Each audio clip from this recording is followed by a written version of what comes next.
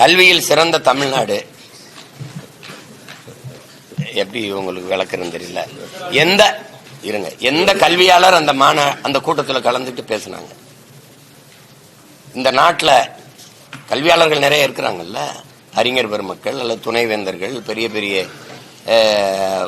இலக்கியவாதிகள், அறிஞர்கள் எல்லாம் இருக்கிறாங்கல்ல.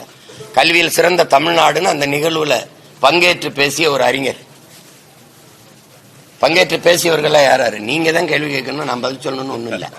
பங்கேற்று பேசிய கல்வி அறிஞர்கள் எத்தனை பேர் அந்த நிகழ்வுல? முதல்வர், துணை முதல்வர், இவங்க 2 பேரும் எவ்வளவு பெரிய கல்வியாளர்கள். அதுக்கப்புறம் அந்த நிகழ்ச்சியில பங்கேற்று பேசினதெல்லாம் யாரு? திரைப்பட இயக்குநர்கள், நடிகர்கள். கல்வியை பற்றி பேசுறதுக்கு அவன் தான் வேணும், கல்லூரி விழாவுக்கு அவன் தான் வரணும், எல்லாத்துக்கும் அவன் தான் வரணும். அப்படிங்கும்போது நடிகர் நாளாட துடிக்காம என்ன பண்ணுவாங்க? கல்வி மாநாட்டிலேயே நீ இயக்குனர் நடிகரை கூப்பிட்டு முதல்வரும் துணை முதல்வரும் பேச வச்சுக்கிட்டு இருந்தா, அப்ப நடிகர் நான் நடிக்கிற திரையில வந்தவனே ஒப்பனை அழிச்சவனே அரியணை. நடிக்கிற வரைக்கும் நோட்டை கொடுப்பான் வாழ்வதற்கு, நடிக்கிறத நிறுத்தினா நாட்டை கொடுப்பான் ஆள்வதற்கு. இந்த கோட்பாடு வருமா வராது? இத படிச்சவங்க, இந்த பரம்பரை, அறிவார்ந்த சமூகம் பரம்பரை, நாகரிகம், பண்பாடு எல்லாத்தையும் உலகத்துக்கு கற்றுக் கொடுத்த பெருமை பிச்சு மூவேந்தரின் வாரிசுன்னு பேசிட்டு இப்படி ஒரு கூட்டம். சீனா சிரிக்குது, அமெரிக்கா சிரிக்குது, உலகம் காரி துப்புது இந்த சாவுல. அங்க நாங்க விடுதலைக்கு போராடி செத்தம்டா. அந்த மரணத்துல ஒரு வரலாறு இருக்குடா. செத்தம்னா வரலாறு இருக்கு. இது என்னது? இது என்னது? இந்த மாசா தூசாது என்ன மாசு? ஆத்துல அழகர் இறங்கினாலும் 10 லட்சம் பேர் கூடுறான். சரி, இது தெய்வ வழிபாடு. இது என்ன வழிபாடு?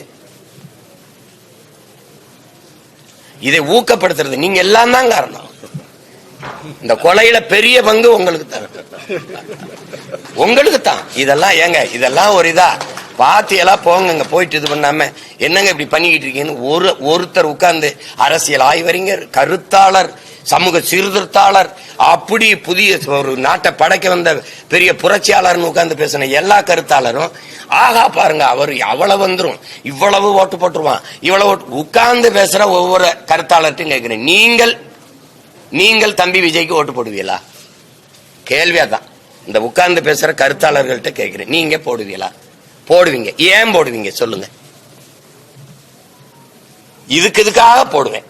அவர் வைக்கிற இந்த கருத்து, இந்த கோட்பாடு, இந்த செயல்பாடு, இதுக்காக போடுவேன். சொல்லுங்க, மக்களுக்கு சொல்லுங்க. போட மாட்டிய அப்படின்னா ஏன் போட மாட்டீங்க அதையும் சொல்லுங்க. சும்மா உட்கார்ந்து கிழிச்சு வச்சக்கார மாதிரி உனக்கு நல்ல காலம் பிறந்துரும், இது வந்துரும், இது போயிடும், என்னடா குடுகுடுப்பக்கார மாதிரி போயிட்டு. இதெல்லாம் அரசியல் ஆய்வா? இதெல்லாம் நல்ல கருத்தை விதைச்சு நாட்டை, நல்ல வளமான நாட்டை உருவாக்குற சிந்தனையாளர்களா? உட்கார்ந்து பேசினா வெளியில வரும்போது 2000 கொடுப்பான். தானியில வந்தீங்கன்னா, ஆட்டோல வந்தீங்கன்னா அது காசு கொடுப்பான். இதா கேவலம் இது. இதெல்லாம் உட்கார்ந்துக்கிட்டு காலையில இருந்து கிளம்பிட்டார், இந்த போயிட்டு இருக்கார், இந்த ஏறிட்டார், இந்த திரும்பிட்டார். அவன் இது பெருமையா கருதிட்டான். நீங்க பேசும்போது கூட்டம்லாம் அவோ இதுல பங்கு, அவோ ஐயோ அப்படின்னு அது ஒரு பெருமையா, பர்சனாலிட்டியா மாத்தி விட்டீங்க, சமூக மரியாதையா மாத்தி விட்டீங்க. எதுக்குடா வந்தவன பாடுறா, எதுக்குடா காலையில இருந்து 8 மணில இருந்து இரவு 7 மணி வரைக்கும் நின்றுகிட்டு இருக்கான்னு ஒருத்தன் கேட்கல. இது என்னது? இல்ல அவர் பேசும்போது, அவர் மாநாடு நடத்தி நாற்காலி போட்டு பேசும்போது கூட யாராவது உட்கார்ந்து கேட்டிருக்கீங்களா? யாராவது பார்த்திருக்கீங்களா?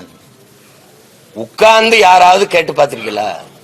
அவர் பேசுறதையாவது கேட்டு பார்த்திருக்கீங்களா? ஒரே சத்தம் போட்டுக்கிட்டே இருப்பாங்க. அது முதல் நாள் திரையரங்குல அவர் நடிச்ச படத்தில் முதல் காட்சி பார்க்க வர்ற ரசிகன், அவனும் படம் பார்க்க மாட்டான், அடுத்தவனையும் பார்க்க விட மாட்டான், கத்திக்கிட்டே இருப்பான் தானே.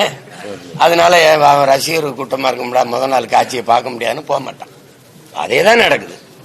அந்த திரையரங்குல முதல் காட்சி பார்க்க கூடின கூட்டம் தெருவில் அவர் வரும்போது பார்க்க வருது.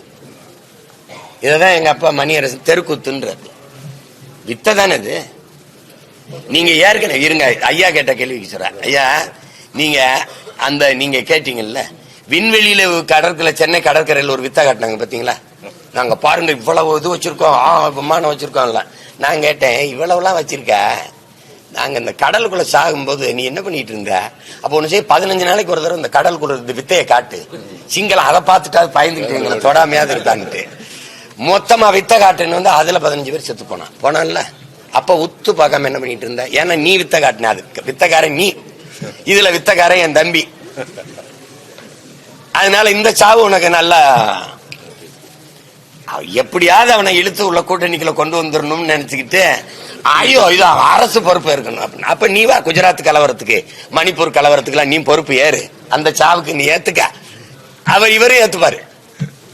என்னங்கய்யா எப்படி இருக்கு இது மாதிரி ஒரு கேவலங்கட்ட ஒரு இதுக்கு பேர் அரசியல்னு சொல்லக்கூடாது. அரசியல்ங்கிறது ஒரு வாழ்வியல்.